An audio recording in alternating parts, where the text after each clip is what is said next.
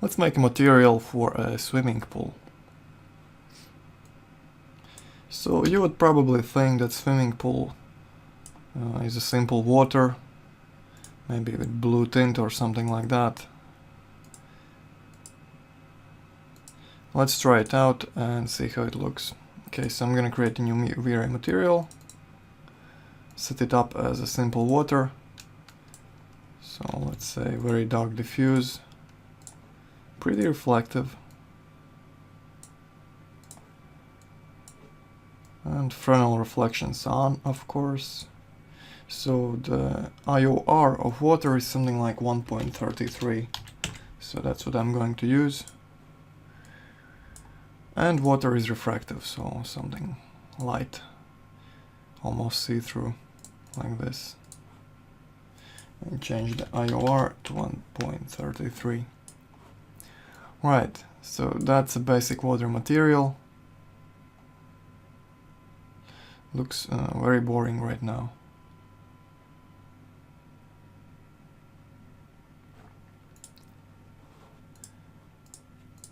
Okay, so if you look at the examples of some pool images, you will see that there are some ripples on the surface, some little waves.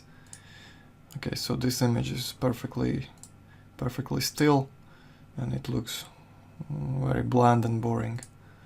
So this one looks much better. Same for these. Okay, so we want to add some bump to this material to make it more realistic, or not realistic, more interesting. Okay, another thing you might want to enable is affect shadows option here in the refract section. This will allow the light to go through our material and illuminate everything below it. Okay, like that. So now you will notice that the water almost disappears. It's very hard to see and it looks just basic gray or transparent. So that's why pools usually have these blue tiles inside, blue tiles on the walls and on the floor. So we're gonna quickly set up a blue tile material.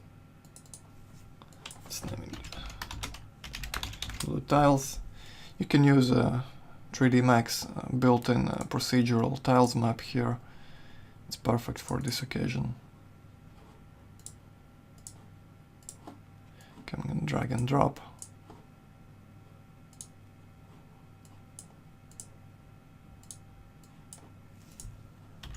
Fix the mapping.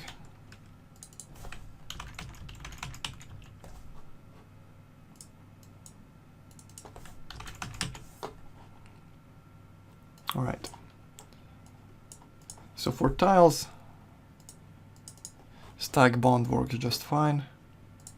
You can try different presets, but for pool it's usually perfectly aligned like this.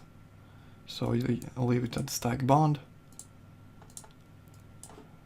and go down to advanced controls. Right, so now we want to set up our colors, something blue.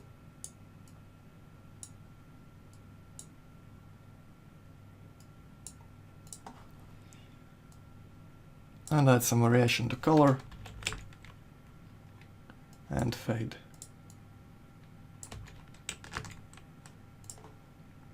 Maybe a bit more saturated, like this. Right, and the seams are usually maybe white. So let's set it at white to 30. And increase the count of the tiles. Let's try 50 by 50. And more. 100 by 100. And reduce the seams.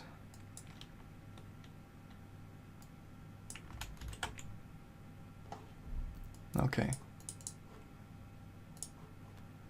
See how it looks. It's a bit too large, and the seams are a bit too large as well. Let's try 150 by 150. Okay, now let's increase the tiling.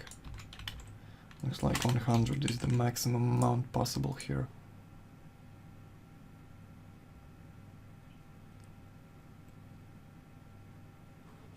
Okay, so the tile size is pretty good. Maybe let's make them darker, more saturated, and make the gap a bit smaller.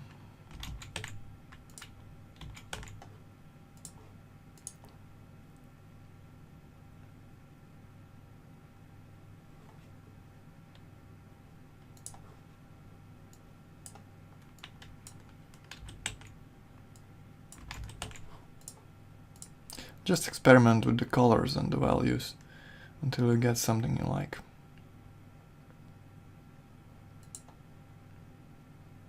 Right, I think this is okay.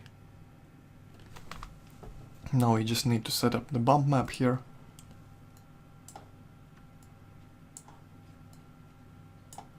Okay, let's reduce the blurring. And copy the same map to the bump slot.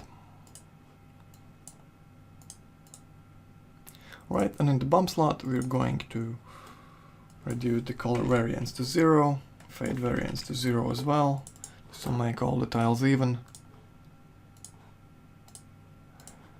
and change the color to medium gray.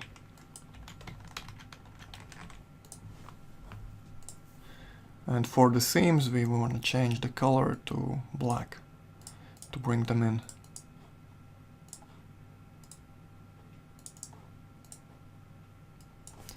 Okay, maybe let's reduce the blurring a bit more. And let's see how that looks.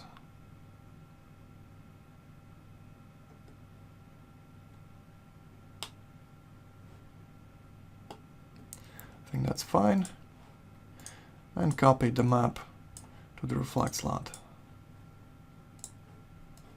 I'm going to make it a bit darker. Increase the blur.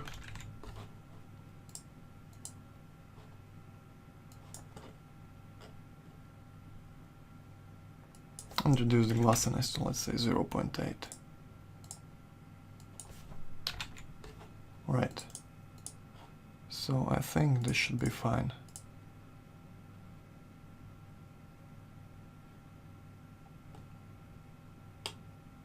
So a nice shiny tile material. Okay, now that we have a good background for our water, we can proceed and add some bump to it.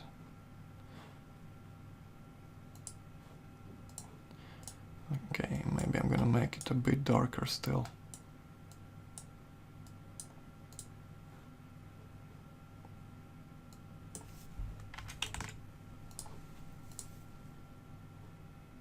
Right, that's nice.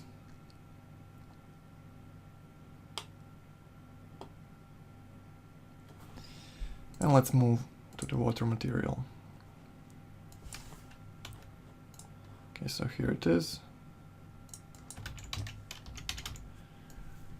And we need to set up a bump map. So you have many options here. You can use a custom painted texture, you can use some procedural maps from 3D Max. I like to use either the noise map or the waves map. I'm going to show you both of them. So let's start with the waves. With the default settings it looks like this. You can see that the waves are much too large. It doesn't look too realistic. So what we need to do is reduce the wavelength.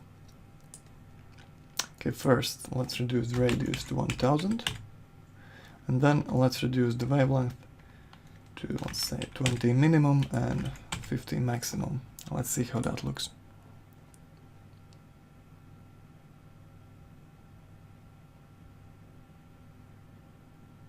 Okay, it's still a bit too large.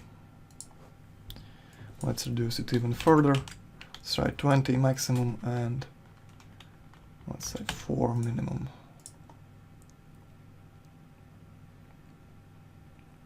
Looks a bit better.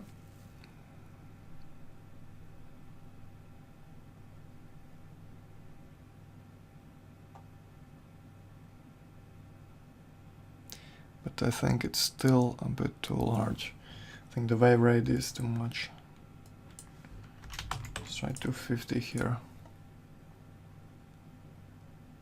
to make the waves rounder.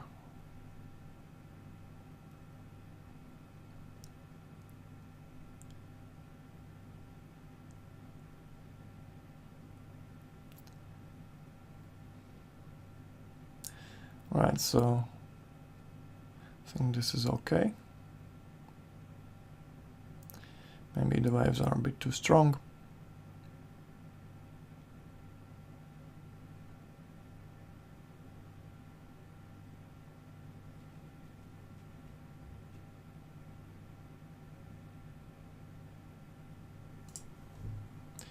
Let's make them a bit weaker. Let's try 15.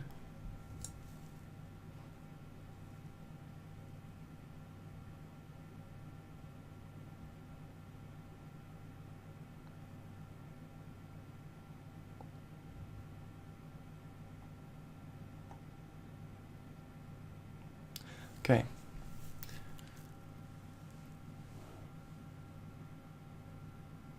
Looks better.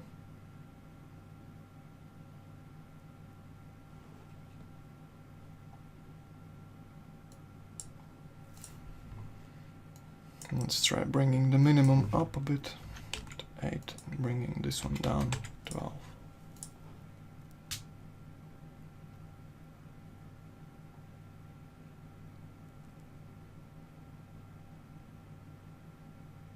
So experiment with these values until you find the look that you like. You can get all sorts of results from this.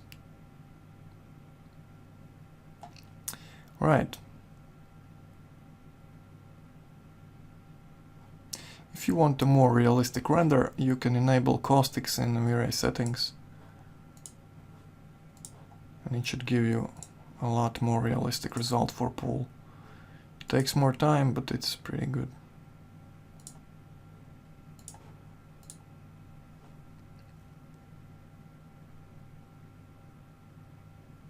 Okay, so these waves look a bit unnatural in this case. Maybe let's try using a noise map here instead of waves.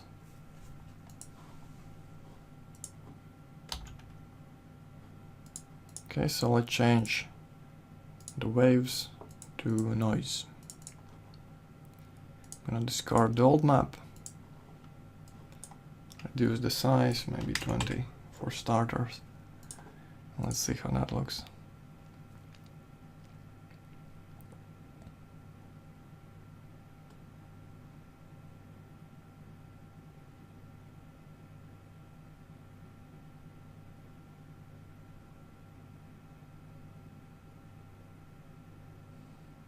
Alright, pretty nice. Maybe the bump is too strong.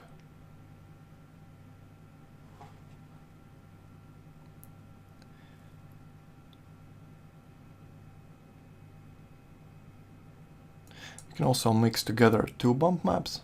For example,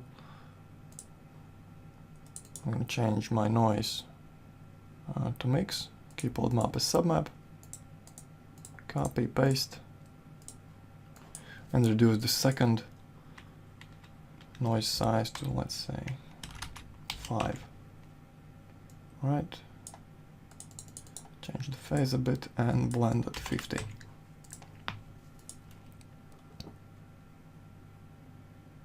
So now we should have some larger ripples and some smaller ones as well.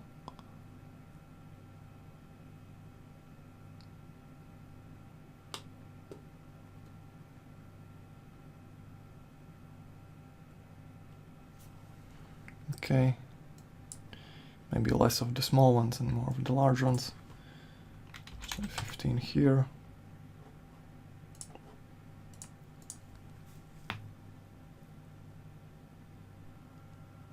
And that's the basic idea how you create a waterfall pool.